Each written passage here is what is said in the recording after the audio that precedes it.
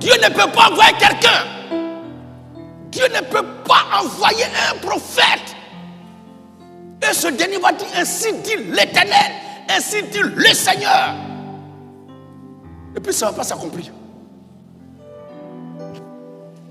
Tu as dit que le ministre Feumbach devait être le nouveau président de transition. Et qu'après lui, l'ancien ministre de la jeunesse du régime de l'ancien président, il doit être, il va goûter au fauteuil présidentiel.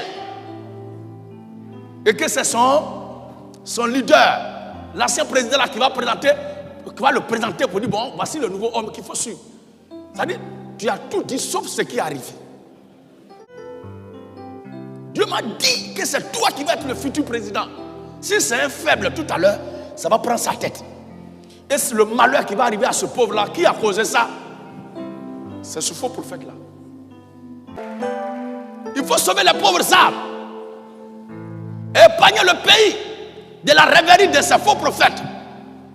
Que chaque responsable de parti politique se concentre sur son objectif et son programme avec ses militants. Et ne loupe pas de vivre vos objectifs.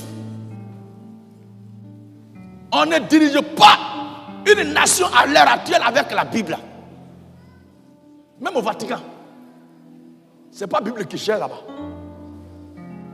J'ai dit, ce n'est pas la Bible qui gère le Vatican. Le choix de Dieu pour servir Dieu n'est plus une affaire que Dieu décide, mais c'est un groupe qui se réunit pour choisir. Qui sont ceux qui sont rassemblés pour choisir David? Qui sont ceux qui sont rassemblés pour choisir Salomon?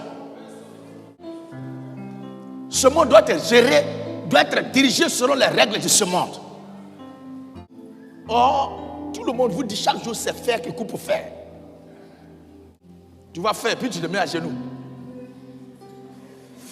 Oh, vraiment. Alors, chacun est libre.